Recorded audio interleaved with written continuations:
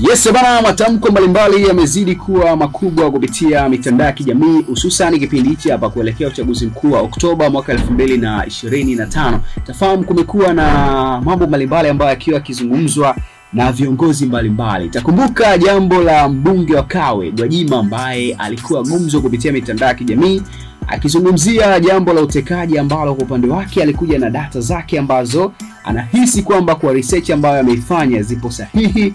Moja ya jambo ambalo limekuwa ni gumzo kupitia mitandao ya kijamii kutokana na shutuma mbalimbali ambazo alikuwa akizitoa kupitia ile press conference ambayo alifanya na waandishi wa habari na kupostiwa kupitia mitandao ya kijamii. Siku ya leo bado tumekuwa na muendelezo wa matamko mbalimbali yakitolewa na baadhi ya viongozi wakitoa mitazamo yao kuhusiana na haya masuala ya utekaji ambayo kwa upande wao wanahisi kwamba yanaendelea kujitokeza kupitia nchi ya Tanzania.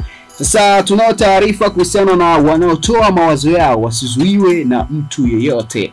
Mbunge wa jimbo la Kisesa Luhaga Mpina amekemea vitendo vya watu kutekwa nchini Tanzania na kusisitiza kuwa wananchi wanaokosoa hawapaswi kuzuiwa kutoa maoni yao na mtu yeyote yule. Akiongea Mei 27 mwaka 2025 jimboni kwake Kisesa mkoani Simiyu, Mpina amesema yafuatayo: msimamo wangu, viongozi wote wanaokosolewa, kila kiongozi hawezi kuwa na kinga ya kukosolewa.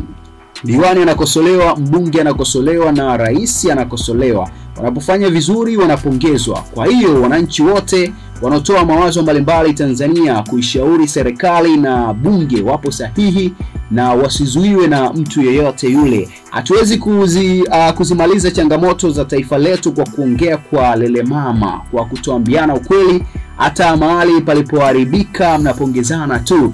Watu wanatekwa, nyinyi mnapongezana badala ya kuhakikisha waziri aliyopo madarakani wa mambo ya ndani. Wananchi wanatekwa, anatekwa wa kwanza hadi wa 80 bado yupo ofisini tu.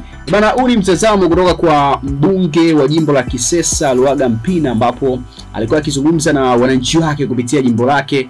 Lakini haya ni moja ya matamshi ambayo aliyezungumza kupitia mkutano ambao aliufanya, mkutano wa hadhara. Tafahamu sasa hivi kuelekea uchaguzi mkuu wa Oktoba mwaka 2025, viongozi mbalimbali wamekuwa na kawaida ya kufika majimboni kwao kwa ajili tu ya kuzungumza mawili matatu na wananchi wao ambao wamewapa dhamana ya kuwa bungeni. Sasa hapa ni kama vile ameendelea kukoleza wino kwa kile ambacho Gwajima mbunge wa Kawe aliweza kukizungumza kupitia mitandao ya kijamii kuhusiana na suala la utekaji ambalo alikuja na data zake na kudai kwamba takriban watu 80 mpaka sasa tayari wametekwa. Lakini kuna wale ambao wamekutwa wamefariki, lakini kuna wale ambao wametekwa na kupatikana wakiwa wamejeruhiwa.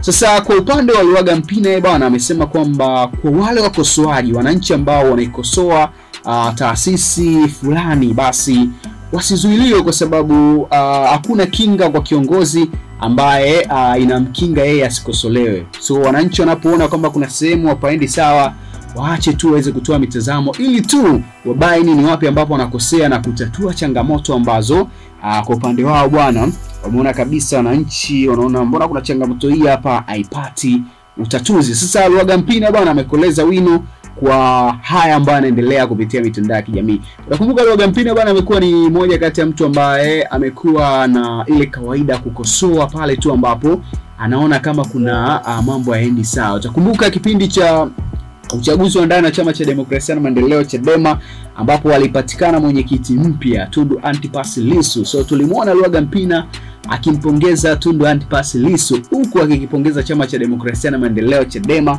kuwa mfano mzuri katika zile siasa za uchaguzi wa huru na haki kwa upande wake. Jambo ambalo lilitafsiriwa vibaya kwamba inawezekana bwana ni madongo kuelekezwa sehemu nyingine, lakini kwa upande wa Luhaga Mpina yeye hakuweza kutaja sehemu yoyote ile ambayo anahisi kwamba alikuwa akielekeza madongo. Sasa kwa ile ambalo nalo ameendelea kulizungumza akiwa jimboni kwake Kisesa, hii inawezekana pia ni kauli tata kwa wale ambao wanaamini kwamba inawezekana huu ni ujumbe ambao unapelekwa mahala fulani. Mimi naitwa Jackson Jambele, ndio kufuatilia kupitia Ganga Info Channel ili tukuhabarishe kuhusiana na yale matukio ambayo yanaendelea kujitokeza kutokea maeneo mbalimbali.